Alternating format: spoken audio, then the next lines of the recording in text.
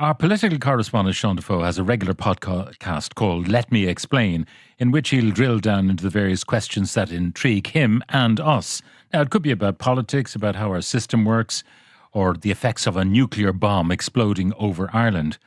Well, in fact, Seán had his own personal nuclear detonation recently, and in the latest edition of his podcast, Let Me Explain, he literally has to explain himself. And he joins me now. That podcast will be dropping later today. Seán, good morning and welcome. Morning, Pat. Good to be back in with you. It feels it's good like to see you after so long.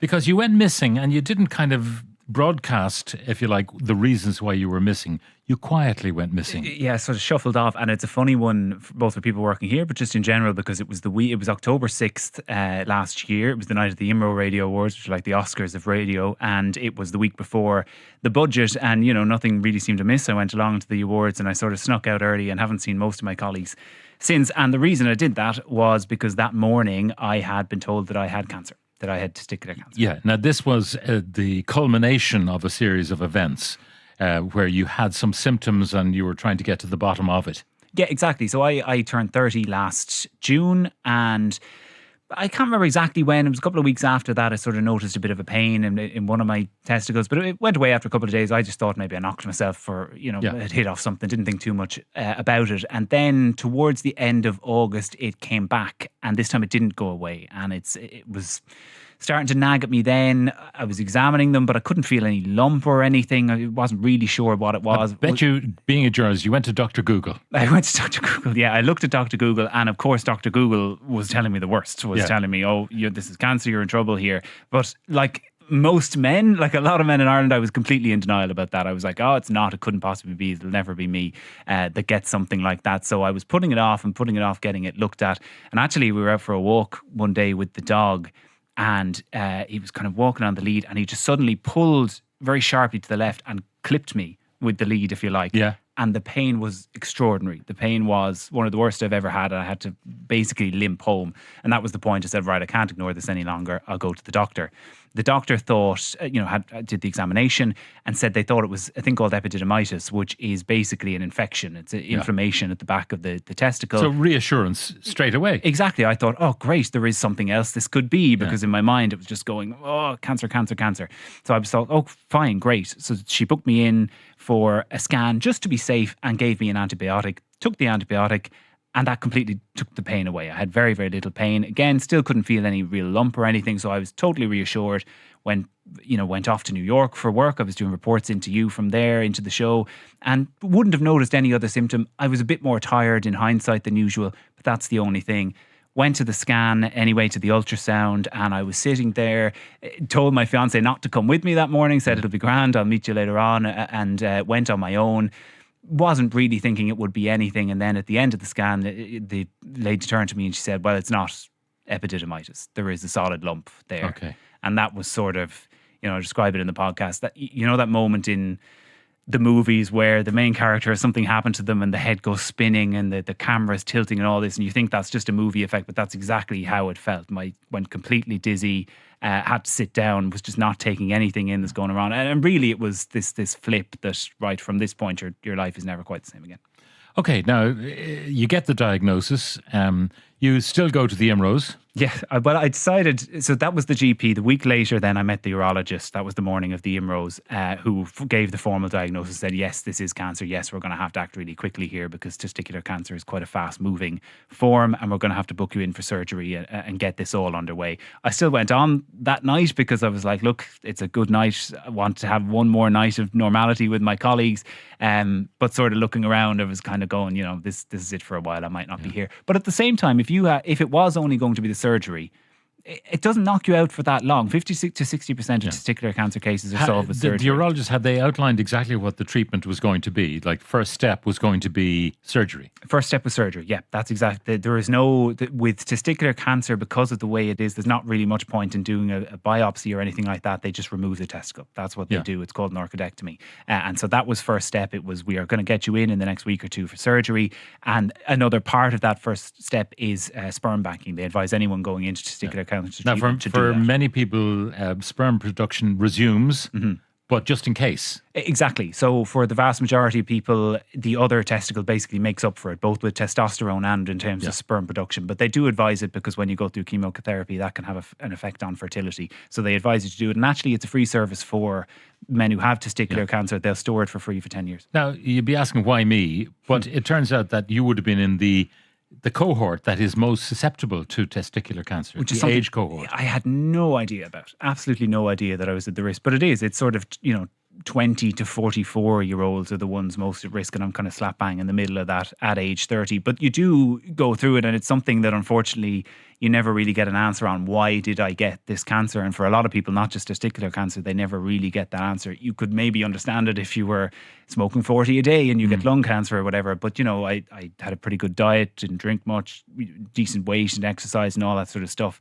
But with testicular cancer, unfortunately, there's a couple of risk factors. One is if someone in your family has had it. One is if you've had an undescended testicle.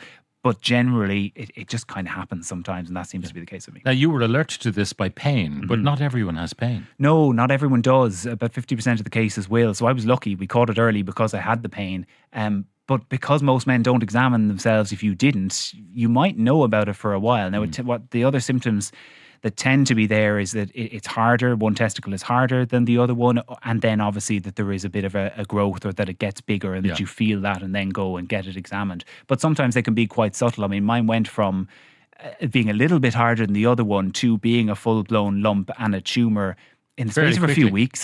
Yeah. It was very quick. So what happens then? You go in for surgery. You haven't been to the sperm bank. You go in for surgery. And when did you know you were going to have to do more? It was a few days after that. And in truth, we kind of suspected. So I had a surgery on a Thursday morning. It's a very quick surgery. It's only about 15 minutes. And, you wake up feeling lovely from the drugs that put you under and all that sort of stuff. And there's a bit of pain afterwards. You're kind of walking and sitting a bit awkwardly for a while, but it's not too bad. The same morning I had a CT scan, and that was to check whether or not it had spread. And we were told they'd have those results in 24 hours. We didn't get them on the Friday, and then thought, maybe we'll get them on the Monday. And then when they hadn't rang on the Monday or the Tuesday, we kind of suspected something was up. And what they were waiting for was the histology, the examination of the tumour, to come back to tell us everything. And at that stage, they knew what kind of cancer it was, quite a fast-moving one. And they also knew that it had moved into my abdomen, into a para-aortic node, a lymph node, which is traditionally the next stop for testicular cancer. It's the next stop along the path, if you like. So then they decide it's systemic now. They've got to get into your system. Yeah. And that's where the chemo comes in. That's where the chemo comes in, yeah. And that was the moment of shock, I suppose, for me. Was I wasn't afraid of the surgery, and I don't even think I was afraid of the cancer at that stage. I don't think it had set in that this is what it was. It was still all a bit surreal, but I was afraid of chemo. I mean, you hear all the stories, you see people who've been through it. It's not a nice thing to go through. With testicular cancer, there's a very set regime, and that regime really hasn't changed in more than 30 years. It's 3 drugs. BEP is what it's called. They're very hard on the system, but they have a huge cure rate, a 95% cure rate. So that was what we were told. We met with the oncologist, and he said, you're going to have to go through this. It's going to be 9 weeks, so it's not a huge amount of time, 3 cycles over that.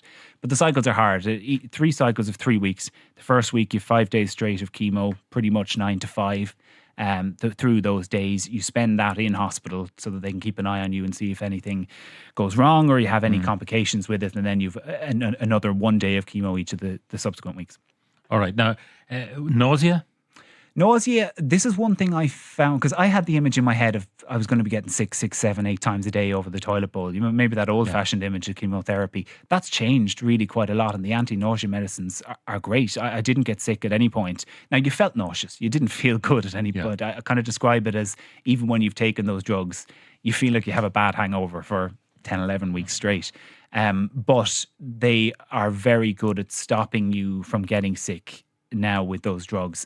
So thankfully that was one of the side effects. It wasn't as bad as I thought it would be. The other thing that you probably were thinking about, you have a fine head of hair.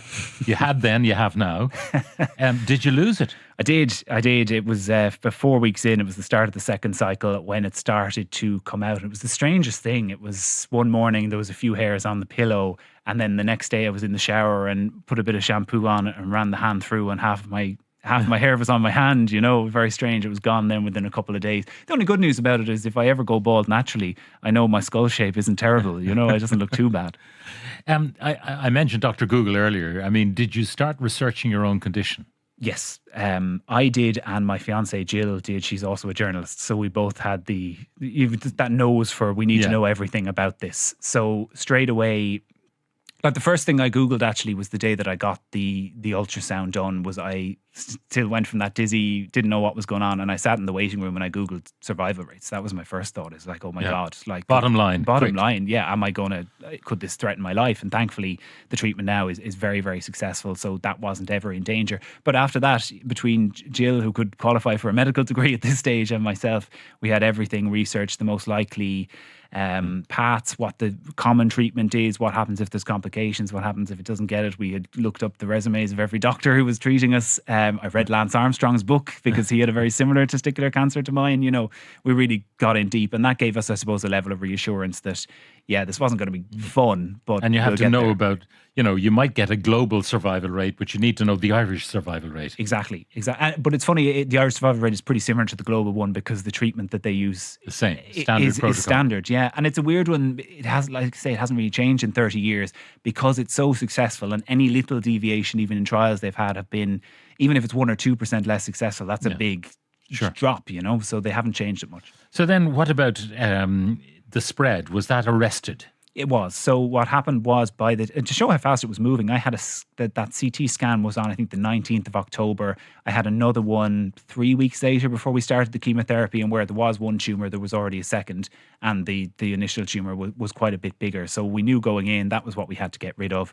Thankfully, it did, and by the time we had the first scan afterwards, there were 2 tiny little dots where the tumours had been, but they subsided themselves. I had another scan then, and they showed that cancer was all gone, thankfully, out of my abdomen, but showed up something. I'm starting to learn that all clear is not a term that you get very often. Yeah. There was something, a nodule in the lung that we think is just related to an infection, and I actually have another scan tomorrow that's going to just check that out. So they think we're all good. So going forward, you'll be checked every, how often? So you finish your cancer, you have a cancer treatment, you have a scan then, you have another one after 3 months. That's to make sure it has stayed gone if it is gone. And then after that, so if tomorrow's one is good news, it'll move to 6 months, every 6 months for a couple of years. And then after that, it'll be yearly until 5 years has gone by. And that's when they tend to think, you're okay. You're very matter of fact about this. It's a real journalistic approach to your own condition, as if you were somebody else and you're looking at somebody else going through all of this. But what about your own sense of your own mortality all of a sudden at the age of 30? I know it's weird. It's weird to think about because we're young men. We're indestructible. We don't go to the doctor. We're fine. You have something wrong at grand, jog it off, kind of an attitude, So when you then get absolutely floored by something, and when you hear the word cancer, like it's terrifying. I don't care what age you're at. And I met people who were in their 60s and 70s and 80s who were equally shocked that they did a diagnosis in the hospital. So you get thinking about it, and you think, look, I just have to look after myself a little bit more. Not that I wasn't terribly beforehand, but really, really pay attention to these things, and that life is precious. You can be cock of the walk 1 minute, and then you're in an awful hoop the other. So it does make you think. And does it give you perspectives on your job, for instance, on the way we to and fro with the politicians and what they do, and this crisis and the next crisis, and the biggest crisis is your own mortality. 100%. One, your health is your wealth, as they say, and when that comes into question, you do, even following some of the news, and there was a while that I just totally checked out of it when I was really feeling terrible, but even following it from afar, there was some days I was looking going, I would have been in the middle of that and probably asking those same questions, and I'm going, that's not important. That's really not important, and certainly it'll change how I cover things in the future, I think, particularly when it comes to healthcare and some of the stuff that's going on in the system, stuff that I've seen while I've been in the hospital. It just does completely change your mindset and the way that you approach it. There'll always be a pre-cancer me and a post-cancer me, I suppose, is the way to put it. And how do you regard our health system now that you've been through it? Well, luckily, I was in the private system for most of it, so I got quite good care. But even in the private system, you could see, there were days when I had finished a day of chemo and I was still waiting on a bed for a few hours. Now only for a few hours, not nearly what some people are waiting on, not nearly like some people in the public system who are waiting quite a while. But particularly when it comes to cancer, it's just unacceptable to have some of the wait times, or the fact that people in the public system don't have access to the same drugs as people in the private system do. Because when you're going through something like that, your urge is to push to the front. I need to be looked after. I need to be taken care of. And this is my life that's in my hands. And you can lose track of that when you're just covering something slightly dispassionately, as we often do. So when you've been in it, I think it just does bring you that different perspective, and some of the stuff that's happening in the health service is just is Now, you're unacceptable. going through this and you're trying to be as positive as you can, but you're in it and you're doing the fighting. But for those around you, your family, your fiance Jill, I mean, they're looking at you, and it's up to you, basically, isn't it? That was the worst bit, was having to tell them. That like when I had to make as I said, I went to the scan on my own, and Jill had asked. She said, "I'll come with you. I'll come with you." I said, "No, don't bother. It's grand." And having to call her on the way back was just this pit of, it kind of went, once I knew I was likely to survive it, that there was that survival rate, my mind straight away went there. And calling my mom as well the same day, you know, I called her and she knew straight away something was wrong. She was like, you know, cut the chit chat. What's wrong? You don't ring me at this time of day ever. That was horrendous. And I suppose the guilt you feel as a patient putting that on them as well, it's not nice. You feel for them almost more than you feel for yourself, because in a way I'm like, well, I can fight this. I can feel it every day and I can go through it, but you hate what it puts them through. Yeah. Now, you obviously you owe a debt of gratitude to the nurses and the doctors, the healthcare system, to Jill, to your mum, all the people who supported you. But Sammy, you better tell us about Sammy. Sammy, Sammy, our Cocker Spaniel, who not only made me go to the GP by pulling that lead too hard and clipping me, but who also sat by me through hours and hours of Netflix and various other things as I was just vegetating from the various chemo. So he does all that. Though I suspect he rather enjoyed the extra company. I don't know what he's going to do now that I'm returning to work. But as you say, look, the nurses in the Beacon in particular, Ray McDermott, the consultant, and Deirdre and his team, the nurses really lead it, because they're the people you're dealing with on a day-to-day basis. And in the day unit, they were extraordinary, dealing with... It was a strange one being in there, because I was the youngest by 20 years most days, and I was probably the wellest, if you like. Like, there was other people who were older who were having a much more difficult time. And that's a strange thing to go through as well, where they're looking at you with sympathy because they're like, God, you're only 30 and you're here. And I'm looking at them with sympathy going, well, you have a much more difficult fight than I have. So a big thanks to the nurses who look after all of them, particularly to my mother, who had to deal with everything that was going on, as well as having a child having cancer, which is incredibly difficult. And then Jill did everything. She was working remotely from the canteen in the Beacon some days, just so she could be close by in case it was needed. Looked after me with meals, with plans, with looking up what's anti-cancer to get it into you. These awful tasting ginger and turmeric shots that she did at one point, but which were very effective. So, you know, I owe a huge amount to her. Were you a good patient?